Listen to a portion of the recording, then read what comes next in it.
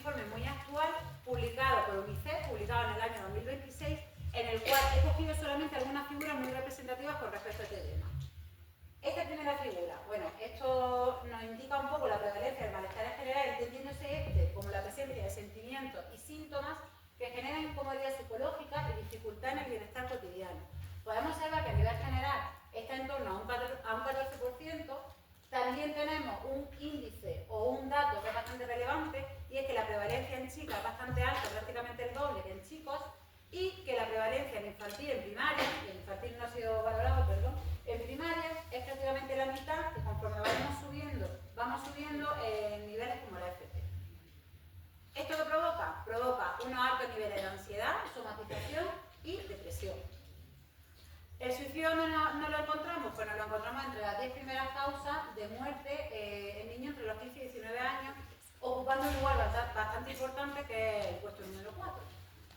Y me detendré un poco más en las conductas suicidas. ¿Esto qué representa? Representa pensamientos de muerte, representa ideación suicida e intento suicida. Es un poco preocupante observar cómo son valores o índices tan altísimos. Es cierto que el alumnado de educación primaria no ha sido evaluado, pero tenemos que tener en cuenta que este alumnado de primaria nos llega luego a secundaria, ¿vale? Todo esto unido, todos estos datos, junto a mi experiencia personal, CPR, Centro de Difícil Desempeño, y a mi vivencia personal como mamá de un alumno con TDAH, en el cual los días se hacen a veces bastante largos, que mi instinto de supervivencia está activo las 24 horas del día y que tengo que escuchar frases de mi hijo: mamá, no he podido ser el encargado de la asamblea de mi clase porque no consigo memorizar todos los nombres de mis compañeros de clase, pues me lleva a una conclusión. Y esa conclusión es que no solo hay necesidad de intervenir, sino también de comprender. Con respecto a este proyecto, se centra en un centro educativo, en un CPR rural de aquí de Granada, con línea 1, es decir, una radio muy pequeñita y con dos sedes prácticamente distanciadas por unos 5 kilómetros. ¿Qué pasa? Hay un gran número, aunque una radio pequeña, hay un gran número de alumnado con TDAH y alumnado que presenta trastornos generalizados de la conducta. Con lo cual, esos alumnos tienen asociados unos planes de actuación individualizados a los que tenemos que dar respuesta en el día a día. En ocasiones esa respuesta, por falta de recursos o por falta de personal, pues es cierto que se nos hacía bastante complicado. Este alumnado también tiene un hándicap o una virtud, según como lo veamos. Al ser un centro tan pequeño, al estar en una zona rural, el alumnado no solamente se relacionaba dentro del centro, sino que eran las mismas relaciones que se provocaban en el exterior, en el contexto social. Con lo cual, también queríamos mejorar ese ambiente social. Y, por último, y no lo menos importante, sino yo creo que lo fundamental, es que tenía un claustro dispuesto a formarse y a colaborar. Sin ellos, la verdad es que este proyecto no hubiese podido llevarse a cabo. ¿Cómo lo hacemos? Esa fue mi primera pregunta en el momento en el que me asignaron la coordinación. Pues la verdad es que la respuesta fue sencilla. Yo entendí que todo mi claustro tenía que formarse, tenía que vivenciar con las diferentes actividades y con la metodología que íbamos a trabajar con el alumnado. De esta manera acudimos a cursos del CEP que impartió Antonio Castellón, compañero también nuestro de secundaria que aplica terapia o técnica de mindfulness dentro de su centro. Vivenciamos, los compañeros que no pudieron asistir al curso, vivenciamos dinámicas y actividades que en un principio le iba a proyectar, pero bueno, vamos pasando para hacerlo un poco más rápido, ¿vale? Una vez formado el claustro, que era lo fundamental, como he comentado, tenemos que analizar la situación de convivencia por aulas. ¿Cómo analizábamos eso? Pues el segundo y tercer ciclo me apoyé mucho en la aplicación Sometic. Sometic es una aplicación en la cual yo puedo generar la entrevista, yo puedo detectar y volcar al alumnado las preguntas que realmente me interesan. ¿Para qué? Porque un sociograma general, la verdad es que para todos los cursos no sirve. Un sociograma general no es lo mismo en educación infantil que en educación primaria. Con lo cual, ¿qué me hace la aplicación? Yo genero las preguntas, mando un código, en 10 minutos todo alumnado con su código lo realiza a través del ordenador. ¿Y esto qué hace?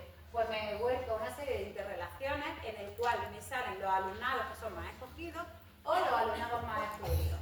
¿Qué es algo que yo, en lo que yo me fijaba mucho? Pues me fijaba en lo que yo denomino las relaciones tóxicas. Son aquellas relaciones en la cual un alumno elige de manera positiva a un compañero, pero ese alumno, el otro, lo elige de manera negativa. Ahí hay un problema real, un problema que probablemente ha pasado desapercibido. El sociograma, aquí tenemos un ejemplo de un sociograma en educación infantil. Las señoras tuvieron la magnífica idea de aprovechar una de las fichas que hay en los métodos, y lo que hicieron es que a través de imágenes, a través de fotografías, le pidieron al alumnado que se colocase donde ellos querían y a su lado que se colocasen con los compañeros, que fueran colocando a los diferentes compañeros. De esta manera también pudimos llegar a evaluar cuáles son el alumnado más afectado, cuáles eran los más afectados y cuáles eran los más afectados. Una vez detectadas las necesidades, ¿qué vamos a hacer? Vamos a trabajar las emociones, no solamente la identificación, sino el reconocimiento de esas emociones en el resto de los compañeros. ¿Cómo lo hacemos? Pues entendimos que si no hay un bienestar emocional no va a haber un aprendizaje significativo. Con lo cual, integramos un registro de emociones que ya lo veníamos haciendo con anterioridad con este tipo de alumnado que tenían problemas con la gestión emocional, para aprender a identificar las 10 emociones básicas según Roberto Aguado, entendiendo y teniendo claro que no hay emociones ni buenas ni malas, sino que hay emociones apropiadas e inapropiadas. Yo además, aquí podemos observar a una de nuestras nenas que está realizando pues, su registro mensual. Yo les quería que hiciese registro 2 veces al día.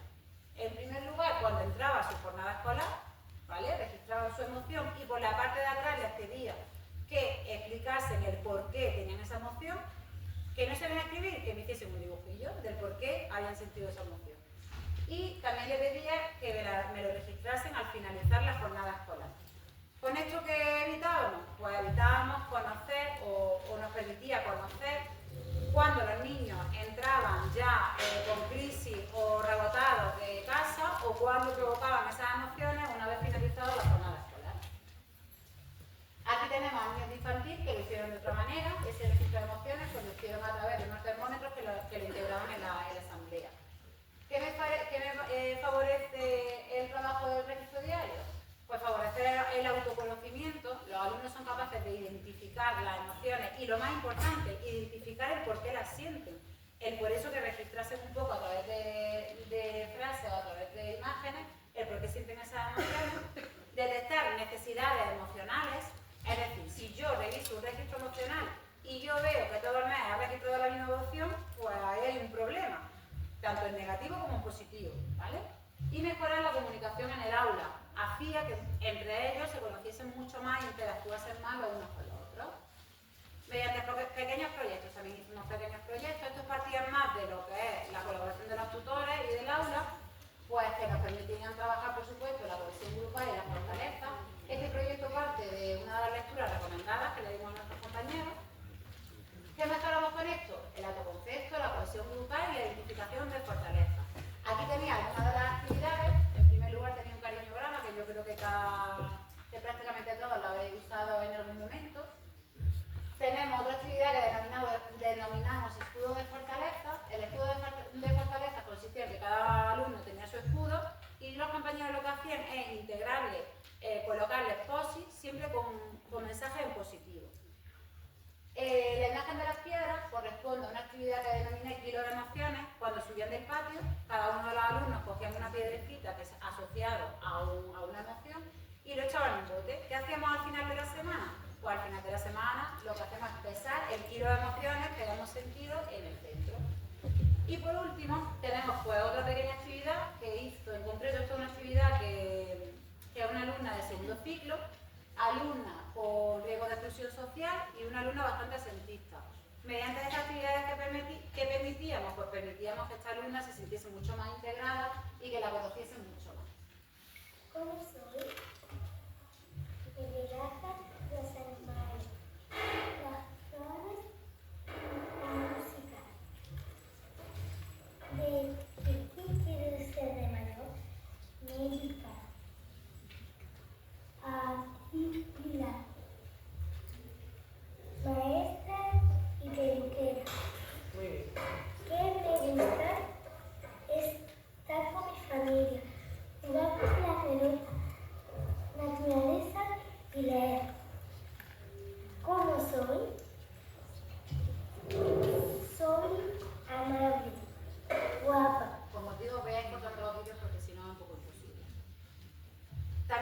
importante integrar ese eje vertebrador que era el trabajo de las emociones a través de las efemérides del centro. En este caso, pues el carnaval o el Día de la Paz, pues es cierto que nos permitió dar a conocer la línea de trabajo que llevábamos a lo largo de ese curso, lo que denominamos el carnaval emocional. Ellos mismos hicieron sus propias camisetas en el área de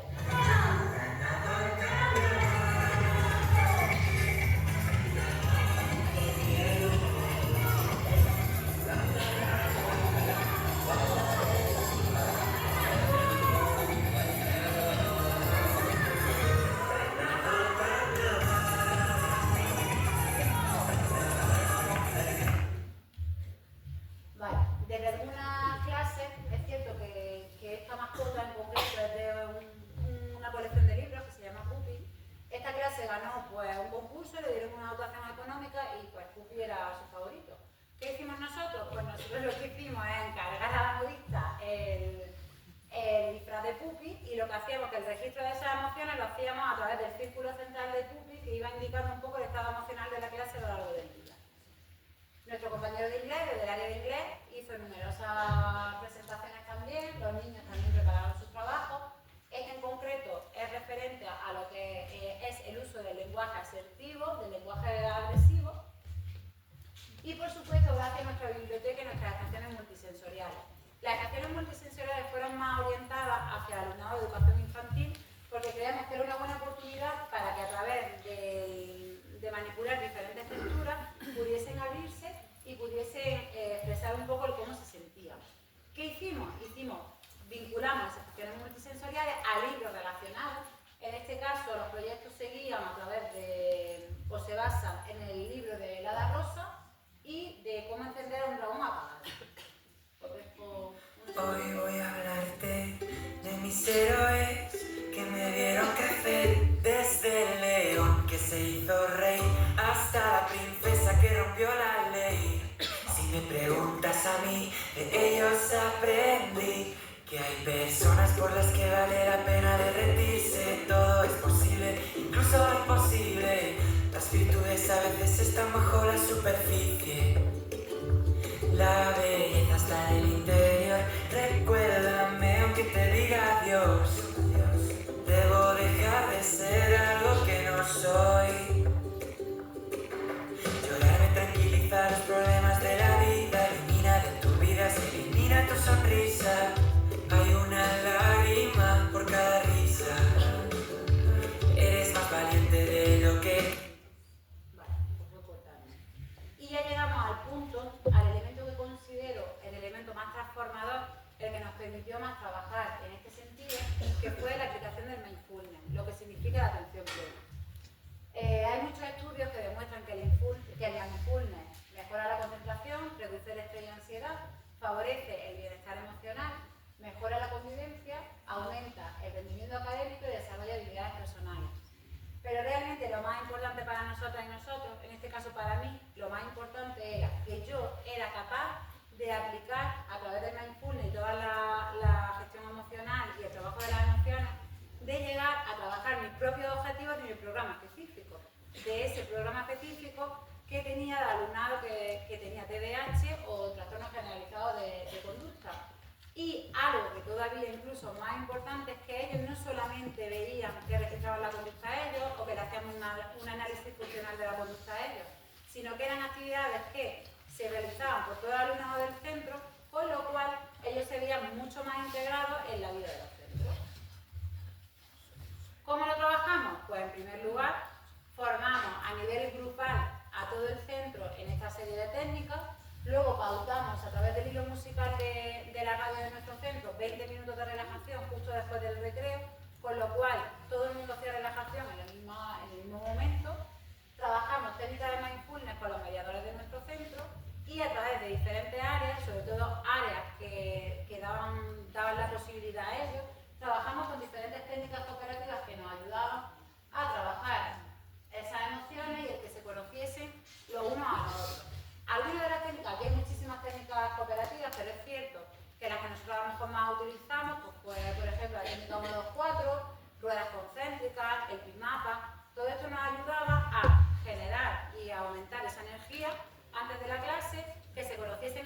incluso que se relacionasen o hablasen por primera vez algunos niños dentro de un mismo aula.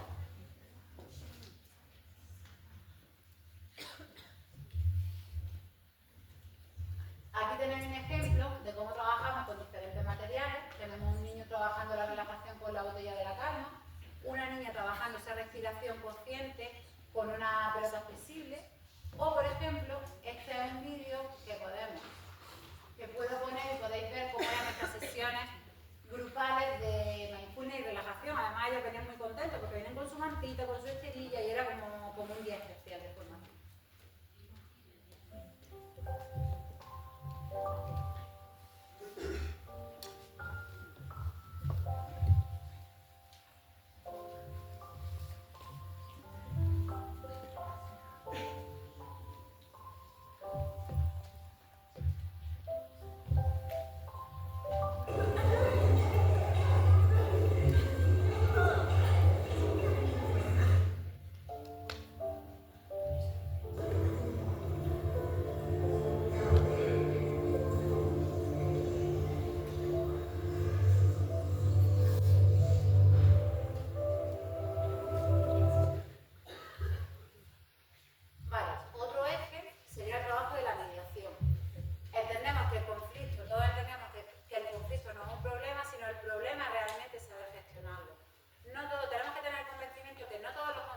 Resolverlo a través de una mediación.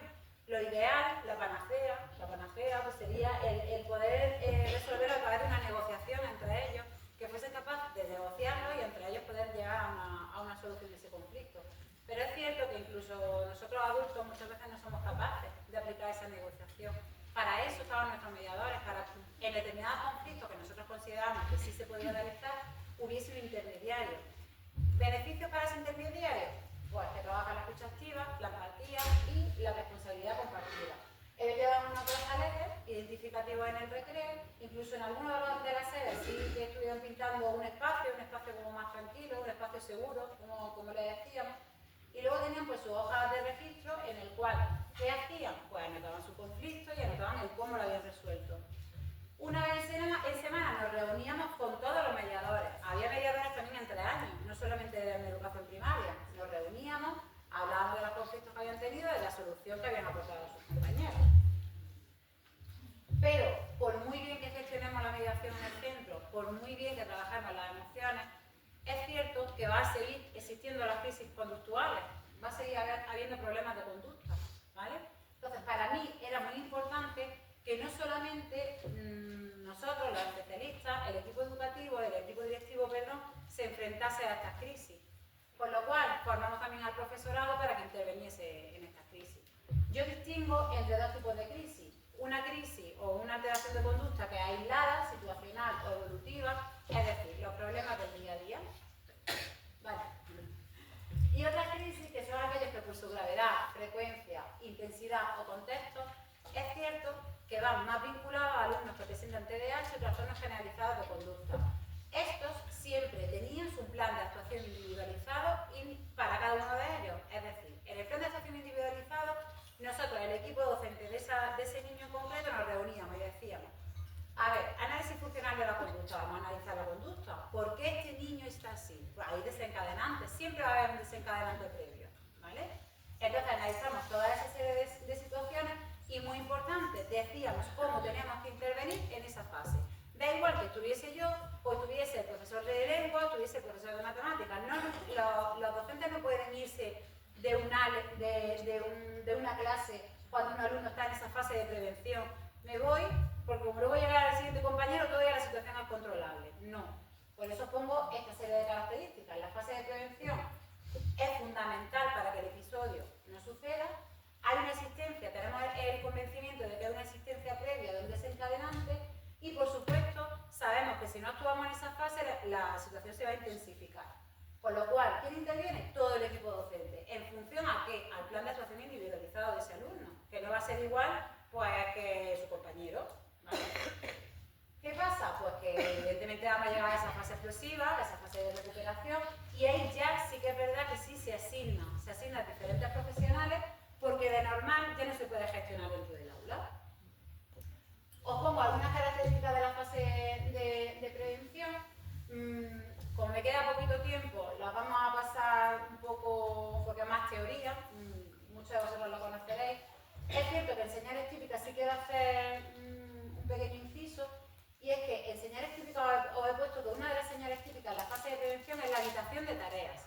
Nosotros tenemos un caso de un alumno que cuando estaba en esas primeras fases de la conducta, pues nada, él estaba callado, rumiando, pero claro, era difícil darse cuenta. ¿Qué pasaba? Porque entraba un profesor, salía, y probablemente cuando entraba el otro no había actuado en esa fase, con lo cual, ¿qué pasaba? Que ya llegábamos a esa fase explosiva, en el cual dejamos de ser racionales y totalmente domina la impulsividad, da igual el resultado, da igual cómo queramos hacer en ese momento.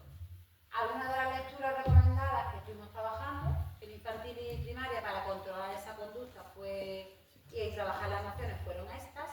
¿Y qué pasa cuando llegamos al instituto? Pues que en el instituto, yo que me tiré 13 años en el colegio, dije, bueno, ¿cómo se gestiona o cómo trabaja la gestión emocional en el instituto? Pues nada, puedo decir que se coordina a través del Departamento de Convivencia.